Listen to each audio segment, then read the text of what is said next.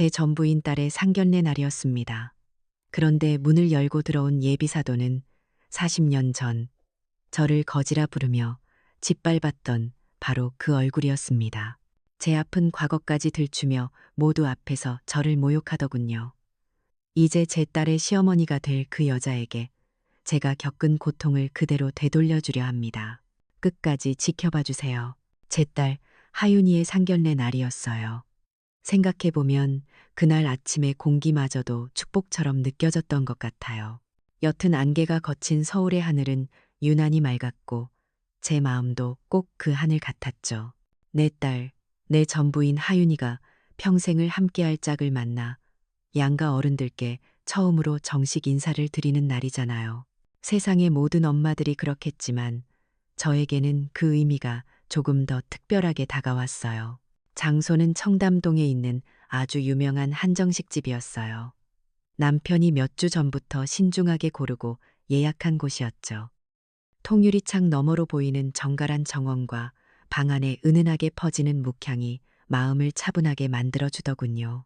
자리에 앉아 창밖을 보니 화려하지만 질서정연한 강남의 풍경이 한눈에 들어왔어요. 저 빌딩 숲 어딘가에서 제 딸 하윤이는 자신의 새로운 삶을 꿈꾸고 있겠죠. 그 아이의 행복한 미래를 그려보는 것만으로도 가슴이 벅차올랐어요. 사실 저는 이런 격식 있는 자리가 아직도 조금은 어색해요. 비단으로 된 방석에 앉아 값비싼 찻잔을 앞에 두니 마치 내 것이 아닌 옷을 입은 것처럼 불편한 마음이 살짝 들었죠. 하지만 오늘은 아니었어요. 오늘은 오직 하윤이를 위한 날이니까요. 정갈하게 빗어 넘긴 머리, 은은한 진주 귀걸이, 단아한 색의 투피스까지 딸아이의 중요한 날에 혹여나 흠이 될까. 몇 번이고 거울을 보며 매무새를 가다듬었어요. 옆자리에 앉은 남편, 동현 씨가 제 손을 가만히 잡아주었어요. 그의 손은 언제나처럼 크고 따뜻했죠. 아무 말 없이 그저 미소만 지어주는데도 저는 그 눈빛에서 걱정 말아요. 내가 있잖아 하는 든든한 목소리를 들을 수 있었어요. 이 사람을 만나지 못했다면 지금의 저는, 그리고 하윤이의 저렇게 밝은 웃음은 없었을 거예요. 제 인생의 가장 어두운 터널을 지나고 있을 때 한 줄기 빛처럼 다가와 준 사람이었으니까요. 잠시 후 하윤이와 예비 사위 민준군이 함께 방으로 들어왔어요. 어머니, 아버님, 일찍 오셨네요. 하윤이의 목소리는 설렘으로 살짝 떨리고 있었죠. 그 아이의 얼굴 가득 피어난 행복을 보니 지난 세월의 모든 고생이 눈 녹듯 사라지는 기분이었어요. 민준 군은 참 반듯하고 선한 청년이에요. 하윤이를 바라보는 눈에서 꿀이 뚝뚝 떨어진다는 말이 저런 거구나 싶을 정도로 제 딸을 아끼고 사랑하는 마음이 고스란히 느껴졌죠. 두 아이가 나란히 서 있는 모습을 보니 저도 모르게 입가에 미소가 번졌어요. 그렇게 화기애애한 분위기 속에서 드디어 오늘의 또 다른 주인공인 사돈댁 어른들이 도착했어요. 방문이 스르륵 열리고 한 여자가 먼저 안으로 들어섰죠. 온몸을 휘감은 화려한 명품옷, 과하다 싶을 정도의 커다란 보석들, 그리고 방 안의 공기를 단숨에 바꿔버리는 짙은 향수 냄새까지. 첫인상만으로도 어떤 사람인지 짐작이 가더군요. 오만함이 뚝뚝 묻어나는 얼굴로 방 안을 한번 쓱 훑어보는 그녀의 눈빛에서 저는 본능적으로 불편함을 느꼈어요. 하지만 그 불편함은 곧 제 평생을 짓눌러온 거대한 공포로 변했어요. 고개를 들어 그 여자의 얼굴을 제대로 마주한 순간 제 세상은 그대로 멈춰버렸어요. 시간이 얼어붙고 주변의 모든 소리가 아득하게 멀어졌죠. 심장이 발밑까지 쿵하고 떨어지는 기분이었어요. 40년이라는 세월이 흘렀지만 그 얼굴을 제가 잊을 리가 없잖아요. 웃음기 하나 없이 상대를 내려다보는 특유의 눈매, 얇고 비틀어진 입술 끝. 그건 분명 김수진이었어요. 제 기억 속 17살의 김수진과 지금 눈앞의 50대 후반의 김수진은 똑같은 얼굴을 하고 있었어요. 세월의 흔적 대신 더 깊어진 경멸과 오만함이 그 얼굴에 새겨져 있을 뿐이었죠. 머릿속이 새하얗게 비어버렸어요. 아니야, 그럴 리가 없어. 세상에 이렇게 잔인한 우연이 있을 리가. 하지만 제 몸은 이미 알고 있었어요. 손끝부터 시작된 한기가 등골을 타고 올라와 온몸을 얼어붙게 만들었죠. 숨을 쉬는 법조차 잊어버린 것 같았어요. 하윤이와 민준 군의 목소리가 멀리서 들려오는 것 같았어요. 어머니, 인사하세요. 하윤이 어머님이세요. 민준 군이 해맑게 자신의 어머니를 제게 소개했죠. 저는 돌처럼 굳어서 아무런 말도 아무런 행동도 할 수 없었어요. 억지로 입꼬리를 당겨 웃어보려 했지만 얼굴 근육이 마비된 것처럼 움직이지 않았어요. 그때였어요. 김수진이 제 얼굴을 빤히 쳐다보더군요. 처음에는 긴가민가 하는 듯 싶더니 이내 그 입술 끝이 비스듬히 올라가며 경멸 어린 미소를 지었어요. 단추를 뒤스듬히 올라가며 경멸 어린 미소를 지었어요. 아, 나를 알아봤구나. 그 미소는 40년 전 교실 복도에서 저를 내려다보던 그 비웃음과 정확히 똑같았어요. 그 여자는 제게 교양 있는 척 우아한 목소리로 첫마디를 건넸죠. 하지만 그 안에는 날카로운 칼날이 숨어 있었어요. 제게 어머, 서연이 아니니? 라고 말하더군요. 그러면서 덧붙인 말이 제 심장을 그대로 꿰뚫었어요. 용됐네. 그 한마디에 모든 것이 담겨 있었죠. 과거에 가난하고 비참했던 너를 내가 기억하는데 이런 데서 다 만나다니 신기하다는 비웃음이었어요. 저는 아무 대답도 할 수 없었어요. 그저 입술만 달싹이다가 고개를 살짝 숙였죠. 하지만 수진이는 멈추지 않았어요. 마치 아주 재미있는 장난감을 발견한 아이처럼 제 상처를 헤집는 것을 즐기는 것 같았어요. 재혼했다더니 남편은 뭐 하는 사람이야? 라며 대놓고 제 사생활을 캐묻기 시작했죠. 그 질문은 순수한 궁금증이 아니었어요. 저를 감매기기 위한 제 사회적 지위를 가늠하기 위한 저울질이었죠. 동현 씨가 점잖게 자신의 명함을 건네며 자신을 소개했지만 수진이는 명함은 거들떠보지도 않고 오직 저를 향해 시선을 고정한 채였어요. 그리고는 제 위아래를 훑어보며 잔인한 말을 이어갔어요. 옛날에 입던 그 촌스러운 옷은 여전하구나. 그 말에 저는 온몸의 피가 차갑게 식는 것을 느꼈어요. 오늘 이 자리를 위해 제가 얼마나 고심해서 고른 옷인데요. 딸에게 부끄럽지 않은 엄마가 되고 싶어서 혹여나 사돈댁에 초라하게 보일까봐 백화점을 몇 번이나 돌며 신중하게 선택한 옷이었어요. 그런데 그 모든 노력이 한순간에 촌스러운 것이 되어버렸죠.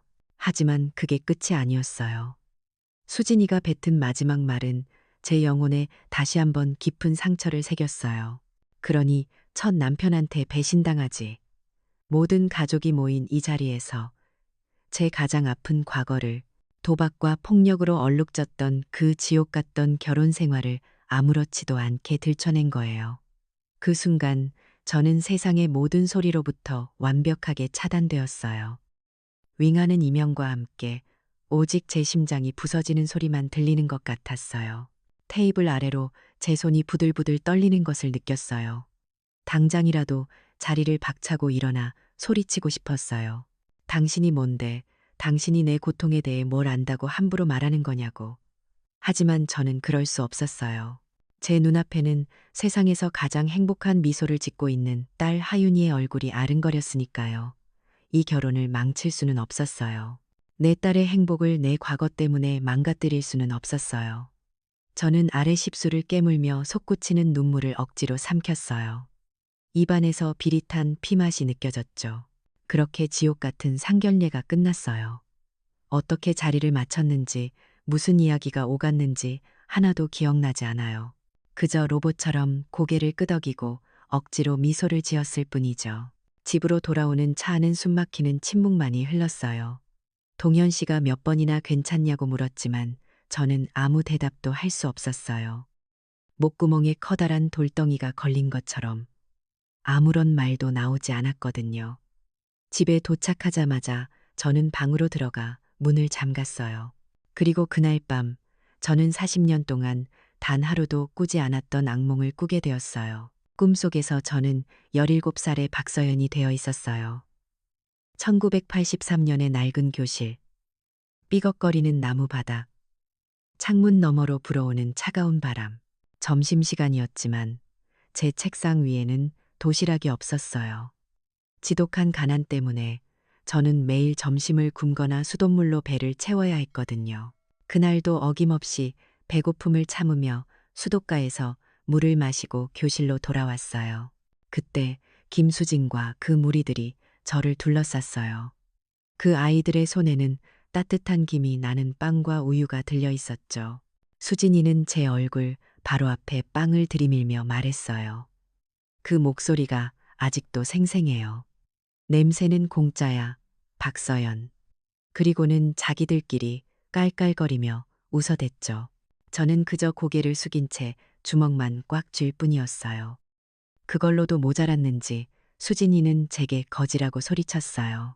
그리고는 제 낡은 책가방을 발로 걷어찼죠. 가방이 바닥에 나뒹굴고 그 안에서 닳고 다른 교과서 몇 권과 몽당 연필 하나가 쏟아져 나왔어요. 아이들의 비웃음 소리가 교실을 가득 메웠고 저는 바닥에 흩어진 제 물건들을 보며 숨조차 쉴 수 없었어요. 그날의 굴욕감, 그 비참함이 마치 어제의 일처럼 생생하게 되살아났어요. 저는 비명을 지르며 꿈에서 깨어났어요. 온몸은 식은땀으로 흠뻑 젖어 있었고 심장은 미친 듯이 뛰고 있었죠. 어둠 속에서 한참을 거친 숨을 몰아쉬었어요. 40년이면 강산이 4번이나 변하는 시간이잖아요. 저는 그 긴 시간 동안 그 상처를 잊었다고 이제는 다 극복했다고 믿으며 살아왔어요. 하지만 아니었어요. 상처는 사라진 게 아니라 제 영혼 가장 깊은 곳에 골마 터지기 직전에 종기처럼 숨어 있었던 것뿐이었어요. 그리고 오늘 김수진이 그 종기를 다시 터뜨려 버린 거예요. 제 딸의 가장 행복해야 할 날에 40년 전에 그 괴물이 다시 제 앞에 나타난 거죠. 그것도 제 사돈의 얼굴을 하고서요. 그 순간 제 안에서 무언가 단단하게 굳어지는 것을 느꼈어요. 눈물은 더 이상 나지 않았어요. 대신 차가운 분노가 온몸을 휘감기 시작했어요. 내 딸을 위해서라면, 그리고 40년간 고통받아온 나 자신을 위해서라면 더 이상 이렇게 당하고만 있을 수는 없다고. 그렇게 제 기나긴 복수의 서막이 오르고 있었어요. 악몽에서 깨어난 다음 날 아침은 유독 고요했어요. 밤새도록 저를 괴롭혔던 17살의 기억은 사라지지 않고 마치 짙은 안개처럼 침실 안을 맴도는 것 같았죠. 남편이 아침 회의 때문에 평소보다 일찍 나간 덕분에 저는 텅 빈 집의 정막을 온전히 마주해야 했어요. 창밖의 세상은 어제와 다름없이 평온하게 흘러가는데 오직 제 시간만이 40년 전 그날에 멈춰버린 기분이었죠. 수진이의 목소리가 귓가에서 떠나질 않았어요. 용됐네. 촌스러운 옷은 여전하구나. 그러니 첫 남편한테 배신당하지. 그 말들은 날카로운 유리 조각이 되어서 밤새 제 마음을 헤집어 놓았어요. 간신히 일으킨 몸으로 욕실 거울 앞에 섰을 때 저는 낯선 여자를 마주해야 했죠. 눈밑은 퀭하고 입술은 바짝 말라 있었어요. 어젯밤의 분노는 온데간데없고 깊은 우울과 무력감이 온몸을 잠식하고 있었어요. 이 행복이, 이 평온한 일상이 어쩌면 내 것이 아니었을지도 모른다는 생각마저 들었거든요. 그 여자 김수진은 제 과거를 알아요. 제가 얼마나 비참했고 얼마나 초라했는지를 똑똑히 기억하고 있죠. 지금 제가 누리는 이 모든 것들이 마치 도둑질이라도 한 것처럼 부끄럽게 느껴졌어요. 남편 동현 씨에게, 그리고 제 딸 하윤이에게 제 과거가 짐이 될까봐 두려웠어요. 이 완벽한 가정에 저라는 흠집이 생기는 것을 견딜 수 없을 것 같았죠. 그래서 저는 이 일을 혼자 사귀기로 마음먹었어요. 동현 씨에게는 아무 말도 하지 말자고. 그저 스쳐 지나가는 악몽일 뿐이라고 그렇게 스스로를 다독였어요. 하지만 과거는 그렇게 쉽게 저를 놓아주지 않더군요. 거실 소파에 멍하니 앉아 있는데 텔레비전에서 한 남자가 도박빚 때문에 가산을 탕진했다는 뉴스가 흘러나왔어요. 그 순간 잊고 싶었던 또 다른 지옥의 문이 활짝 열려버렸죠. 제 첫 번째 결혼 생활 말이에요. 가난이 너무나도 지긋지긋해서 20살이 되자마자 도망치듯 결혼을 했어요. 상대는 번듯한 직장에 다니는 저와는 다른 세상 사람처럼 보였죠. 이제 나도 굶지 않을 수 있겠구나. 남들처럼 평범하게 살 수 있겠구나. 그렇게 믿었어요. 하지만 그건 저 혼자만의 착각이었죠. 결혼 생활은 가난보다 더 끔찍한 지옥이었어요.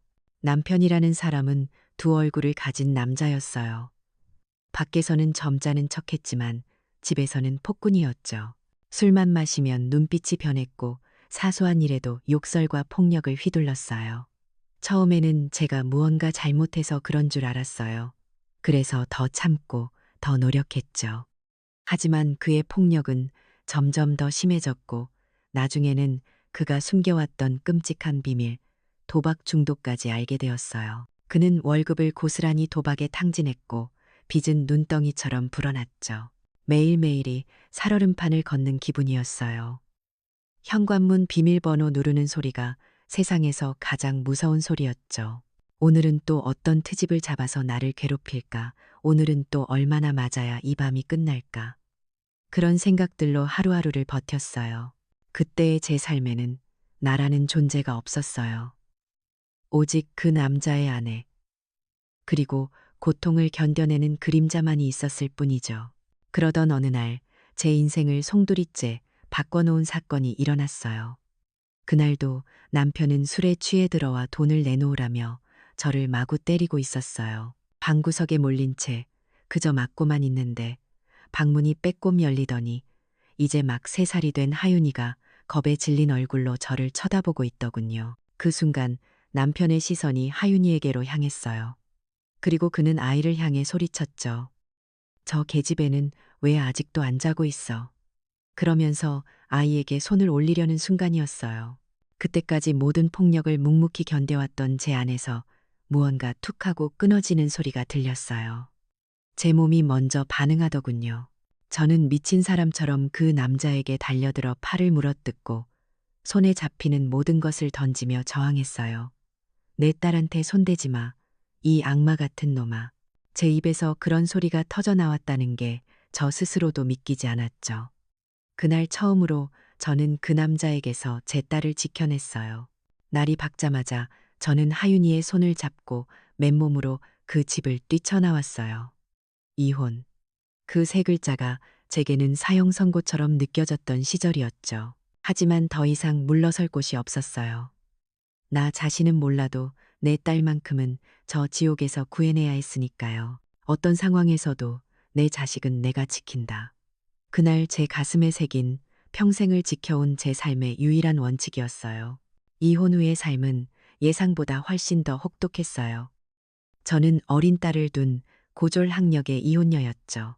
세상은 그런 저에게 차가운 시선과 굳게 닫힌 문만을 보여주었어요.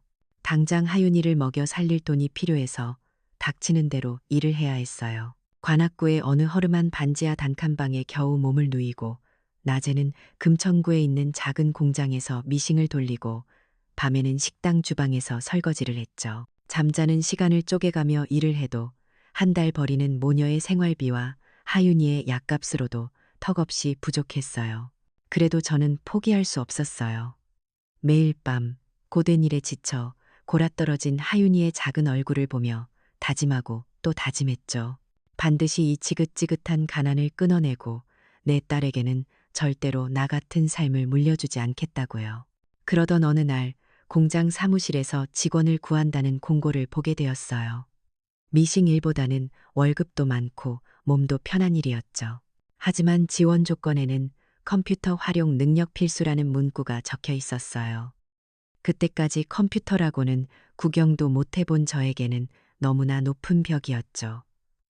그날 저는 깨달았어요. 몸으로만 버티는 것에는 한계가 있다는 것을, 배워야만 살아남을 수 있다는 것을요. 그날 이후로 제 삶은 더욱 치열해졌어요. 낮에는 공장에서 일하고 저녁에는 하윤이를 잠시 맡길 곳을 수소문한 뒤 야간 대학원으로 향했어요. 경영학 석사, MBA 과정이었죠. 주경야독. 말 그대로 낮에는 먼지 가득한 공장에서 밤에는 책 냄새 나는 강의실에서 제 모든 것을 쏟아부었어요. 잠이 부족해서 버스에서 졸다가 종점을 지나치기 일쑤였고 밥 먹을 돈이 아까워 컵라면으로 끼니를 때우는 날이 허다했죠. 하지만 저는 행복했어요. 하루하루 달라지는 제 자신을 느끼는 것이 내 딸의 미래를 내 손으로 만들어가고 있다는 사실이 저를 버티게 했거든요. 그렇게 2년이 흘러 저는 마침내 졸업장을 손에 쥐게 되었어요. 그때의 경험과 지식은 제가 새로운 삶을 시작하는 든든한 발판이 되어 주었죠. 그리고 얼마 후 저는 운명처럼 지금의 남편 동현 씨를 만나게 되었어요. 그는 제가 가진 상처나 과거가 아닌 저의 노력과 가능성을 봐준 유일한 사람이었어요. 그리고 하윤이에게는 세상 누구보다 다정한 아버지가 되어 주었죠. 과거 회상에서 깨어나니 어느덧 창밖은 붉은 노을로 물들고 있었어요. 텅 빈 거실에 홀로 앉아 있는데 현관문 열리는 소리가 들렸죠. 동현 씨였어요. 그는 제 곁에 조용히 다가와 앉더니 아무 말 없이 제 어깨를 감싸 안았어요. 그 따뜻한 온기에 제가 애써 억누르고 있던 모든 감정들이 한꺼번에 터져 나왔어요. 저는 어린아이처럼 그의 품에 안겨 엉엉 울었어요. 그리고 마침내 제 안에 담아두었던 모든 이야기를 쏟아내기 시작했죠. 어제 상견례에서 있었던 일, 김수진이라는 여자가 제게 퍼부었던 모욕적인 말들, 그리고 40년 전 지워지지 않는 상처로 남은 그날의 기억까지. 제 이야기를 듣는 동안 동현 씨는 한마디도 하지 않았어요. 그저 굳은 표정으로 제 말을 끝까지 들어주었죠. 제가 울음을 그치고 고개를 들었을 때 저는 그의 얼굴에서 처음 보는 표정을 발견했어요. 언제나 온화하고 따뜻하기만 했던 그의 눈빛이 차갑게 식어 있었고 그 안에서는 이글거리는 분노가 타오르고 있었죠. 그는 제 눈물을 닦아주며 나지막이 말했어요. 감히 내 아내와 딸에게 그런 짓을. 그의 목소리는 낮고 조용했지만 그 안에 담긴 분노의 무게는 천둥과도 같았어요. 그는 저를 더욱 꽉 끌어안으며 속삭였죠. 여보, 이제 아무 걱정하지 마. 내가 다 알아서 할게. 그 말을 듣는 순간 저는 알 수 있었어요. 이것은 단순한 위로가 아니라는 것을. 그의 머릿속에서는 이미 차갑고도 완벽한 복수를 위한 계획이 시작되고 있었다는 것을요. 제 40년간의 아픔이 드디어 이 남자의 분노와 만나 거대한 불길이 되어 타오르기 시작한 순간이었어요. 남편의 품에서 눈을 떴을 때 세상은 어제와 조금 달라져 있었어요. 여전히 제 곁을 지켜준 그의 팔은 따뜻했지만 그에게서 느껴지는 공기는 이전과 확연히 달랐죠. 늘 저를 감싸주던 부드러운 온기 대신 잘벼린 칼날 같은 차가운 결의가 느껴졌거든요. 그는 더 이상 제 아픔에 함께 슬퍼하는 남편이 아니었어요. 제 40년의 상처를 대신 갚아주기 위해 전쟁을 준비하는 장수 정쇠이와도 같았죠.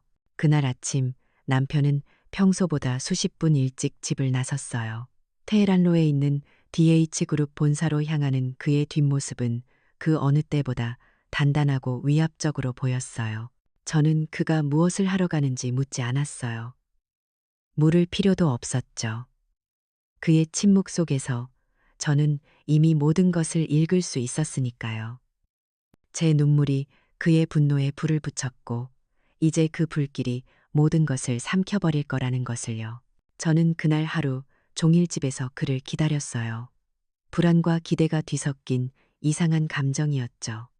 한편으로는 제 상처를 알아주고 직접 나서주는 남편이 너무나 고맙고 든든했지만 다른 한편으로는 그가 휘두를 칼날의 크기가 두렵기도 했어요. 저는 그저 김수진이라는 한 여자에게 상처를 받았을 뿐인데 남편은 마치 거대한 성을 무너뜨릴 준비를 하는 것 같았거든요.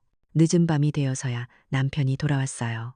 그의 얼굴에는 피곤한 기색이 역력했지만 눈빛만은 얼음장처럼 차갑고도 형형하게 빛나고 있었죠.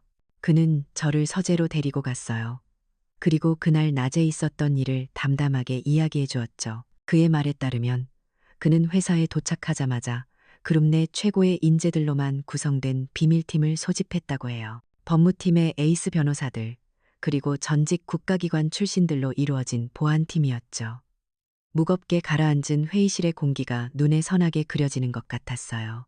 남편은 그들에게 아주 짧고 명확한 지시를 내렸다고 해요. 제 아내의 40년 묵은 상처를 갚아주어야겠다고. 법의 테두리 안에서, 하지만 가장 우아하고 잔인한 방식으로. 김수진이라는 여자가 가장 소중하게 여기는 것, 바로 그녀의 체면과 경제적 안정을 뿌리부터 무너뜨리는 것이 작전의 목표였어요. 그 말을 듣는 순간 저는 온몸에 소름이 돋았어요. 이것은 단순한 감정 싸움이 아니었어요.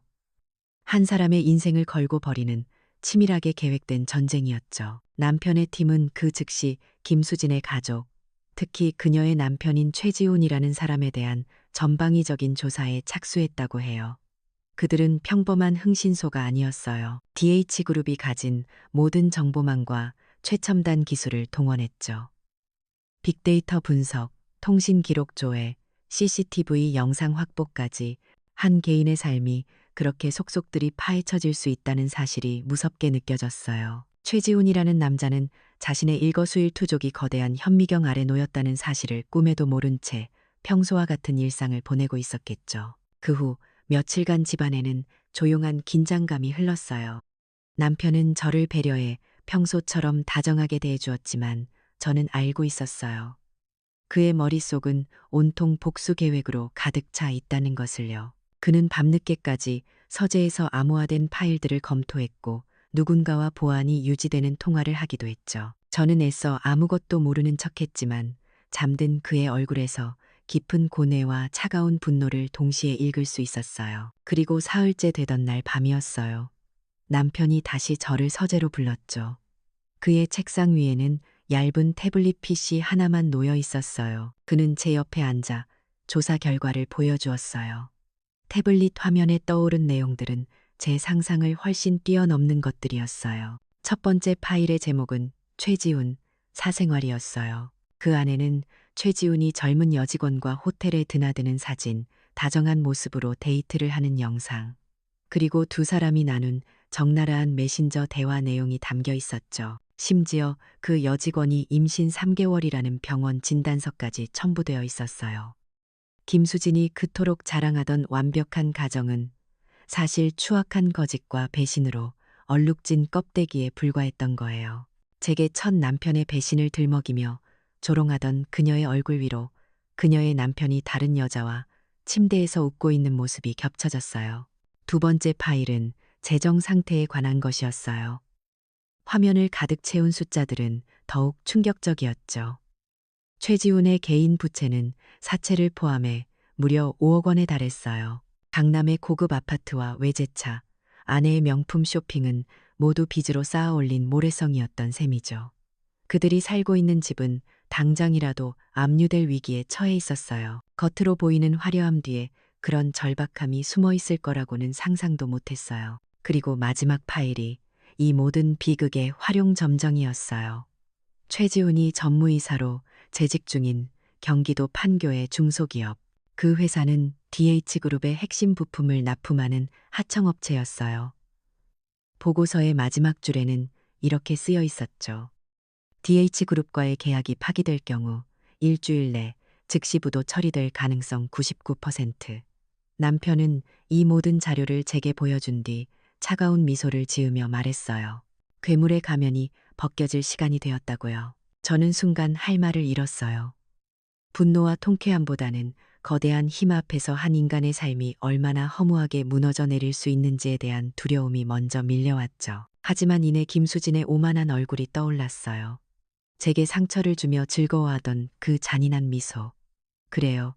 이것은 그 여자가 자초한 일이었어요. 남편은 이미 복수의 첫 단계를 실행에 옮긴 뒤였어요. 바로 그날 오전에 DH그룹은 최지훈의 회사에 품질 관리 및 윤리 경영 기준 미달이라는 명목으로 모든 계약을 즉시 파기한다는 내용 증명을 보냈다고 해요. 동시에 남편은 대리인을 통해 최지훈의 사채 빚을 전부 사들인 뒤 상환 기간을 즉시로 변경하여 채무 상환을 압박하기 시작했죠. 아마 지금쯤 최지훈의 회사는 발칵 뒤집혔을 거예요.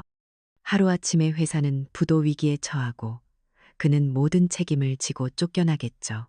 그리고 남편은 이 복수의 마지막을 장식할 선물까지 준비해 두었어요. 그는 최고급 가죽으로 만들어진 상자를 제게 보여주었어요. 그 안에는 향수나 보석 대신 최지훈의 불륜 증거가 담긴 USB와 사진들, 그리고 법원에서 발부된 압류 예정 통지서가 들어 있었죠. 남편은 이 상자를 익명의 발신자로 위장해 김수진이 살고 있는 강남의 고급 아파트로 보낼 것이라고 했어요. 저는 눈을 감고 그 장면을 상상해 보았어요. 강남의 화려한 펜트하우스에서 김수진이 우아한 손길로 고급스러운 상자를 열어보는 모습을요. 상자 안의 내용물을 확인하는 순간 그녀의 얼굴에서 자신만만한 미소가 어떻게 경악과 절망으로 바뀌어 갈지를요. 그녀가 평생을 바쳐 지키려 했던 완벽한 인생, 그 모든 것이 한낱 거짓이었음을 깨닫는 그 순간을요. 제 40년의 고통이 이제 막 그녀의 문을 두드리기 시작한 거예요. 복수의 서막은 그렇게 조용하고도 잔인하게 오르고 있었어요. 남편이 김수진의 집에 선물을 보낸 그날 이후 저희 집의 공기는 완전히 달라졌어요. 폭풍이 몰아치기 직전의 고요함이라고 해야 할까요? 제 마음속을 휘젓던 격렬한 감정들은 어느덧 차분하게 가라앉았고 저는 그저 거대한 연극에 막이 오르기를 기다리는 관객처럼 숨을 죽이고 있었죠. 남편은 제게 모든 것이 계획대로 진행되고 있다고, 이제 곧 심판의 날이 올 것이라고 말해 주었어요. 저는 그저 고개를 끄덕일 뿐이었죠. 남편의 팀으로부터 선물이 무사히 배달되었다는 짧은 연락을 받은 것은 그날 오후였어요. 그 순간부터 제 머릿속은 온통 김수진의 모습으로 가득 찼어요. 아마 그녀는 최고급 소파에 앉아 무료한 오후를 보내고 있었겠죠. 화려한 실크 가운을 걸치고 우아하게 찻잔을 들면서요. 그때 초인종이 울리고 고급스러운 포장 상자가 그녀의 손에 들렸을 거예요. 누가 보냈는지도 모르는 선물에 의아해하면서도 내심 자신의 사회적 지위를 확인시켜주는 증표라 여기며 흐뭇한 미소를 지었을지도 몰라요. 저는 눈을 감고 그 장면을 생생하게 그려보았어요. 그녀의 가느다란 손가락이 정성스럽게 묶인 리본을 풀고 상자 뚜껑을 여는 순간을요. 그리고 그 안의 내용물을 확인했을 때 그녀의 얼굴이 어떻게 변해갔을지를 상상했죠. 처음에는 의아함, 그 다음은 불쾌감, 그리고 이내 믿을 수 없다는 표정으로 굳어버렸을 거예요. 상자 안에 든 것은 그녀가 기대했을 보석이나 명품이 아니었으니까요. 그 안에는 그녀의 완벽한 세계를 산산조각 낼 진실의 파편들이 담겨 있었죠. 남편 최지훈이 젊은 여자와 호텔 침대에서 웃고 있는 사진들, 두 사람이 연인처럼 주고받은 역겨운 메시지들, 그리고 임신 3개월이라는 글자가 선명한 진단서, 마지막으로 차가운 법원의 직인이 찍힌 압류 예정 통지서까지. 아마 그녀는 손을 부들부들 떨며 그것들을 몇 번이고 다시 확인했을 거예요. 자신이 평생을 바쳐 쌓아 올린 성이 사실은 썩은 모래 위에 세워진 신기루에 불과했다는 사실을 깨닫는 데는 그리 오랜 시간이 걸리지 않았겠죠. 그녀의 비명소리가 제 귀에까지 들리는 것만 같았어요. 저녁이 되어 남편이 집으로 돌아왔어요. 그는 제게 오늘 벌어진 일들을 간략하게 전해주었죠. 그의 보고는 감정 없이 건조했지만 저는 그 너머의 모든 것을 볼 수 있었어요. 회사에서 해고당하고 빚독촉에 시달리던 최지훈이 초주검이 된 얼굴로 집에 돌아왔다고 해요. 그리고 그를 기다리고 있던 것은 배신감에 이성을 잃은 아내 김수진이었겠죠. 남편의 팀이 멀리서 확인한 바에 따르면 그들의 집에서는 한동안 고성과 무언가 깨지는 소리가 끊이지 않았다고 해요. 저는 그 아수라장을 상상했어요. 김수진이 증거들을 남편의 얼굴에 집어던지며 울부짖는 모습을요. 최지우는 모든 것을 체념한 듯 그 자리에 무릎을 꿇었고 결국 내연녀의 임신 사실까지 모두 고백했다고 해요. 그리고 그는 모든 게 끝났다는 말을 남긴 채 몇 가지 집만 챙겨서 그 집을 떠나버렸죠. 그렇게 김수진의 완벽했던 성이 첫 번째 기둥이 무너져 내린 거예요. 그녀가 그토록 믿고 의지했던 남편이라는 존재가 사실은 그녀의 삶을 나락으로 떨어뜨린 원흉이었으니까요. 하지만 그건 시작에 불과했어요. 남편이 떠난 직후부터 김수진의 진짜 지옥이 시작되었죠. 남편이 제게 설명해 주더군요. 그가 사들인 사채뿐만 아니라 모든 금융권의 비상환일이 바로 오늘로 맞춰져 있었다고요. 김수진의 스마트폰은 쉴 새 없이 울리기 시작했을 거예요. 은행, 카드사, 그리고 정체 모를 사채업자들까지. 그들은 모두 한 목소리로 돈을 갚으라고, 당장 갚지 않으면 모든 것을 빼앗아 가겠다고 그녀를 협박했겠죠. 한때 그녀의 부와 인맥을 상징했던 최신형 스마트폰은 이제 그녀의 목을 조르는 디지털 족쇄가 되어버린 거예요. 그리고 그날 저녁 남편은 제게 사진 한 장을 보여주었어요. 그의 팀원이 멀리서 찍은 사진이었죠.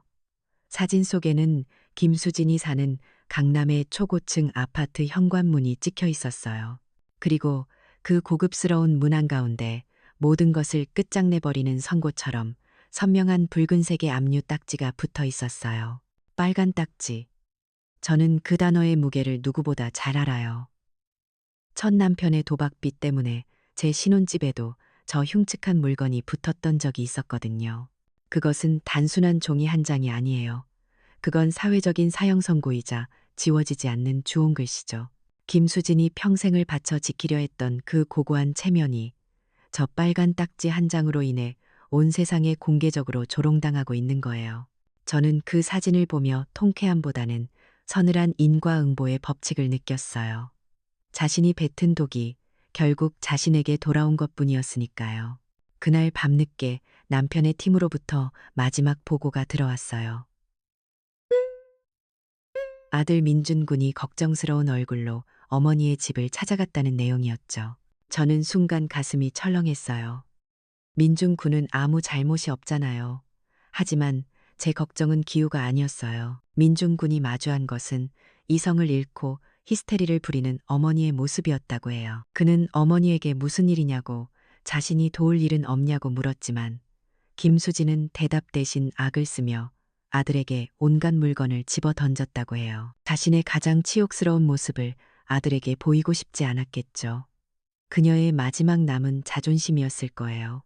하지만 그 결과는 비참했어요. 민준 군은 어머니의 그런 모습에 큰 충격을 받고 깊은 실망감과 함께 그 집을 떠났다고 해요. 그 보고를 끝으로 남편은 이제 모든 것이 끝났다고 말했어요. 김수진의 성은 완벽하게 무너져 내렸어요. 남편은 떠나고 돈은 사라졌으며 이제는 유일한 피부치인 아들마저 그녀에게 등을 돌렸죠. 그녀는 이제 그 넓고 텅 빈 집에서 완벽한 고립과 절망 외에는 아무것도 마주할 것이 없게 된 거예요. 저는 창밖에 짙은 어둠을 바라보며 이제 막 시작된 그녀의 길고 외로운 밤을 생각했어요. 심판의 날은 그렇게 잔인하고도 고요하게 막을 내리고 있었어요. 김수진의 성이 무너져 내린 후 며칠 동안은 오히려 기이할 정도로 평온했어요. 남편은 더 이상 그들에 대한 보고를 제기하지 않았고 저는 묻지 않았죠. 폭풍이 모든 것을 휩쓸고 간 뒤에 텅 빈 고요함. 어쩌면 그것이 복수의 진짜 얼굴일지도 모른다고 생각했어요. 하지만 제 마음 한구석에는 꺼지지 않는 작은 불씨 같은 불안감이 남아 있었어요. 이 모든 일의 끝에 제 딸 하윤이와 민준군은 어떻게 되는 걸까? 어른들의 업보가 이제 막 새로운 삶을 시작하려는 아이들의 발목을 잡게 되는 건 아닐까? 그 불안감은 오래지 않아 현실이 되었어요. 어느 날 오후 하윤이에게서 전화가 걸려왔죠. 엄마, 지금 좀 뵐 수 있어요? 전화기 너머로 들려오는 딸아이의 목소리는 금방이라도 부서질 것처럼 가늘게 떨리고 있었어요. 저는 직감했죠. 올 것이 왔구나. 얼마 지나지 않아 집으로 찾아온 하윤이의 얼굴은 제가 평생 본 적 없는 모습이었어요. 늘 햇살처럼 밝게 웃던 아이의 얼굴은 창백하게 질려 있었고 퉁퉁 부은 눈에는 깊은 절망감이 어려 있었죠. 아이는 제 품에 안겨 한참을 소리 없이 울기만 했어요. 저는 그저 아이의 작은 등이 진정될 때까지 가만히 쓸어주었죠. 한참 후에야 하윤이는 눈물을 그치고 떨리는 목소리로 민준군을 만나고 온 이야기를 시작했어요. 그리고 그 아이의 입을 통해 저는 비로소 심판의 날에 벌어졌던 모든 일의 전말을 알게 되었어요. 이야기는 민준군의 시점에서 시작되었어요. 어머니에게 외면당하고 집에서 쫓겨나다시피 나온 그날 이후 민준군은 며칠 동안 패닉 상태에 빠졌다고 해요.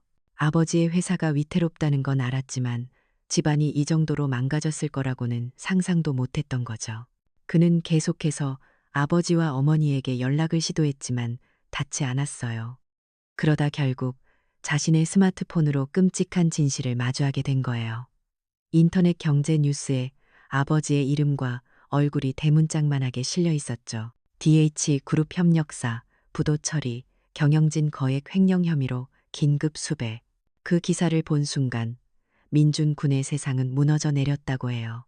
존경했던 아버지가 하루아침에 범죄자가 되어버린 거예요. 그는 곧장 어머니가 있는 강남의 아파트로 다시 달려갔어요. 무슨 일이 있어도 모든 진실을 들어야만 했으니까요. 하지만 그가 마주한 집의 풍경은 며칠 전과는 비교도 할 수 없을 만큼 처참했어요. 현관문에는 여전히 붉은 압류 딱지가 붙어 있었고 집안은 불도 켜지 않은 채 어둠에 잠겨 있었죠. 그리고 그 어둠 속에서 김수진이 소파에 웅크린 채 앉아 있었다고 해요. 넋이 나간 사람처럼 초점 없는 눈으로 허공만 바라보면서요. 민준군은 어머니 앞에 무릎을 꿇고 울면서 물었다고 해요. 어머니, 도대체 어떻게 된 거냐고. 아버지는 어디 계시냐고. 뉴스가 전부 사실이냐고. 한참을 침묵하던 김수진은 마침내 모든 것을 포기한 사람처럼 입을 열기 시작했죠. 그녀의 입에서는 믿을 수 없는 이야기들이 쏟아져 나왔어요. 하윤이의 목소리를 통해 전해 듣는 저조차도 숨을 쉬기 힘들 정도였으니까요. 남편의 불륜, 상대 여자의 임신, 눈덩이처럼 불어난 5억 원의 빚, 그리고 회사의 부도와 해고까지 김수진은 마치 남의 이야기를 하듯 건조한 목소리로 자신의 가정이 어떻게 산산조각 났는지를 모두 실토했어요. 이야기를 듣는 내내 민준 군은 온몸이 차갑게 식어가는 것을 느꼈다고 해요. 자신이 믿었던 모든 것이 거짓이었고 자신이 발딛고 서 있던 세상이 한순간에 사라져버린 기분이었겠죠. 그렇게 모든 고백이 끝났을 때 방 안에는 무거운 침묵이 내려앉았어요. 민준 군은 한참 동안 아무 말도 하지 못했다고 해요. 충격과 슬픔, 그리고 아버지에 대한 원망과 어머니에 대한 연민이 뒤섞여 머릿속이 온통 뒤죽박죽이었겠죠. 그러다 문득 그의 뇌리를 스치는 기억이 하나 있었다고 해요. 바로 얼마 전 있었던 그 지옥 같았던 상견례의 기억이었죠. 하윤이는 그 대목에서 다시 한번 울음을 터뜨렸어요. 그리고는 제 눈을 차마 마주치지 못한 채 민준군이 그의 어머니에게 던졌다는 마지막 질문을 제게 전해주었죠. 그건 질문이 아니었어요. 그건 하나들이 자신의 어머니에게 내리는 세상에서 가장 잔인한 심판의 언어였어요. 민준군은 떨리는 목소리로 이렇게 물었다고 해요. 어머니, 상견례 때 하윤이 어머니께 남편이 바람나서 떠났다고 그렇게 조롱하셨죠. 그런데 어떻게 우리 집이 어떻게 정확히 똑같은 상황에 처하게 된 거죠. 그 말이 방 안을 울리는 순간 시간은 영원처럼 길게 느껴졌을 거예요. 그건 김수진이 제 심장에 비수처럼 꽂았던 바로 그 말이었어요. 그녀가 저를 조롱하기 위해 뱉었던 그 잔인한 말이 부메랑이 되어 그녀의 아들 입을 통해 그녀 자신의 심장을 정확하게 꿰뚫어버린 거죠. 인과응보. 저는 그 단어의 무서움을 그 순간 비로소 실감했어요. 하윤이의 말에 따르면 그 말을 들은 김수진의 얼굴은 하얗게 질리다 못해 잿빛으로 변했다고 해요. 그녀의 동공은 극도의 공포에 사로잡힌 듯 흔들렸고 마침내 그녀는 그 자리에 주저앉아 아이처럼 목 놓아 울기 시작했죠. 그건 돈이나 명예를 잃어서 우는 그런 울음이 아니었어요. 자신의 죄가 만천하에 드러나고 그 죄의 대가를 자신의 아들을 통해 확인하게 된 한 인간의 처절한 참회의 울음이었어요. 그녀는 처음으로 깨달았을 거예요. 자신의 행동이 얼마나 끔찍한 것이었는지, 자신이 무심코 뱉은 말이 상대방에게 얼마나 깊은 상처를 주었는지를요. 이것은 단순한 몰락이 아니었어요. 그녀의 과거에 대한, 그녀의 오만함에 대한 완벽하고도 잔인한 심판이었던 거죠. 민중군은 그렇게 무너져 내리는 어머니를 원망스러운 눈으로 한참을 바라보았다고 해요. 그리고는 마지막 힘을 짜내듯 낮은 목소리로 마지막 말을 남겼죠. 저는 하윤이와 서연 어머님을 뵐 낯이 없습니다. 그 말을 끝으로 민준군은 뒤도 돌아보지 않고 그 집을 나왔다고 해요. 완전히 무너져 내린 자신의 성에 홀로 남겨진 어머니를 뒤로 한 채로요. 이야기를 마친 하윤이는 제 품에 안겨 다시 한번 흐느꼈어요. 아이의 여린 어깨가 가늘게 떨리는 것을 느끼며 저는 복잡한 감정에 휩싸였어요. 복수는 끝났어요. 김수진은 자신이 저지른 죄의 대가를 혹독하게 치렀죠. 하지만 그 결과는 또 다른 상처를 낳고 말았어요. 아무 잘못도 없는 제 딸과 그 착한 청년 민준 군의 마음에 지울 수 없는 상처를 남긴 거예요. 저는 눈물을 흘리는 딸아이를 힘껏 끌어안으며 이제 이 모든 것을 어떻게 매듭지어야 할지 깊은 고민에 빠져들기 시작했어요. 진정한 의미의 끝은 아직 오지 않은 것 같았어요. 딸아이를 품에 안고 한참을 있으니 제 마음속을 휘젓던 복수심의 불길이 서서히 잦아드는 것이 느껴졌어요. 통쾌함이 머물던 자리에는 대신 무거운 책임감이 내려앉았죠. 어른들의 얽히고 설킨 원한이 결국 아무 잘못 없는 아이들에게 깊은 상처를 남기고 말았으니까요. 복수는 끝났지만 아무것도 해결된 것은 없었어요. 오히려 더 복잡한 문제들이 우리 앞에 놓여 있었죠. 저는 그때 깨달았어요. 진정한 승리는 상대를 파괴하는 것이 아니라 이 부서진 관계들을 다시 일으켜 세우고 우리 아이들의 미래를 지켜내는 것이라는 것을요. 그날 밤 저는 남편과 긴 이야기를 나누었어요. 복수는 이제 끝났다고, 이제부터는 이 모든 것을 제자리로 돌려놓아야 할 시간이라고 말했죠. 남편은 처음에는 제 말을 쉽게 받아들이지 못했어요. 그의 분노는 아직 현재 진행형이었거든요. 하지만 제 눈에 담긴 간절함을 읽었는지 그는 결국 제 뜻을 존중해 주기로 했어요. 그리고 저는 남편에게 한 가지 부탁을 했어요. 김수진이 지금 어디서 어떻게 지내는지, 혹시라도 나쁜 마음을 먹지는 않았는지 그저 그녀의 안전만이라도 멀리서 확인해 달라고요. 며칠 후 남편의 팀으로부터 연락이 왔어요.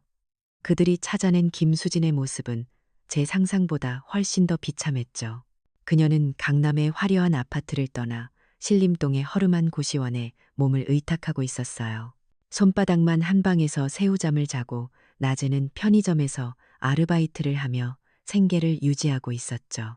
보고서의 마지막 줄에는 그녀가 유통기한이 지난 삼각김밥으로 끼니를 때우는 모습이 여러 번 목격되었다는 내용이 적혀 있었어요.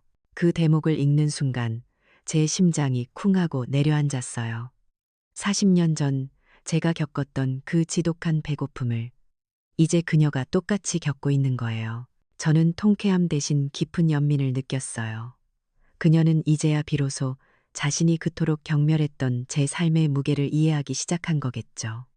저는 이것이 그녀에게 내려진 가장 완벽한 형벌이자 어쩌면 유일한 구원의 기회일지도 모른다고 생각했어요. 저는 하윤이를 불렀어요. 그리고 아이에게 말했죠. 민준 군에게 연락해서 우리는 이 결혼을 포기할 생각이 없다고 전해달라고요. 민준 군은 아무 잘못이 없으며 어른들의 문제는 어른들이 해결할 테니 두 사람은 서로의 사랑만 믿고 나아가라고요. 하윤이는 제 말을 듣고 한참을 울었어요. 그리고는 고개를 끄덕였죠. 하윤이의 연락을 받은 민준 군은 며칠간의 고민 끝에 어머니가 일하는 편의점으로 찾아갔다고 해요. 나중에 민준 군에게 직접 전해들은 이야기였죠. 초라한 유니폼을 입고 카운터에 서 있는 어머니의 모습을 본 순간 민준 군은 차마 말을 잇지 못했다고 해요. 그는 어머니에게 다가가 우리가 파혼할 생각이 없다는 것, 그리고 오히려 어머니를 걱정하고 있다는 사실을 전해주었어요. 그 말을 들은 김수진은 그 자리에 주저앉아 오열했다고 해요. 자신에게 가장 큰 상처를 받은 사람들이 도리어 자신을 걱정하고 용서의 손길을 내밀었다는 사실을 믿을 수가 없었겠죠. 그녀의 마지막 남은 자존심과 오만이 그 순간 완전히 무너져 내린 거예요. 그리고 또 며칠이 흘렀어요. 초인종 소리에 현관문을 열었을 때 저는 문 앞에 서 있는 김수진을 마주하고 숨을 멈췄어요. 그녀는 낯선 사람이 되어 있었죠. 화려했던 명품 옷과 보석은 온데간데 없고 낡고 빛바랜 옷차림에 며칠은 굶은 사람처럼 헬쑥한 얼굴이었어요. 하지만 단 하나 그녀의 눈빛만은 이전과 달랐어요.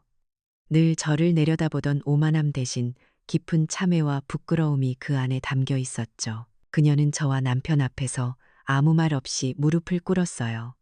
그리고는 쉰 목소리로 40년 전에 그날부터 시작된 자신의 모든 잘못을 하나하나 고백하며 용서를 빌었죠. 그녀의 어깨는 가늘게 떨리고 있었고 얼굴은 눈물로 범벅이 되어 있었어요.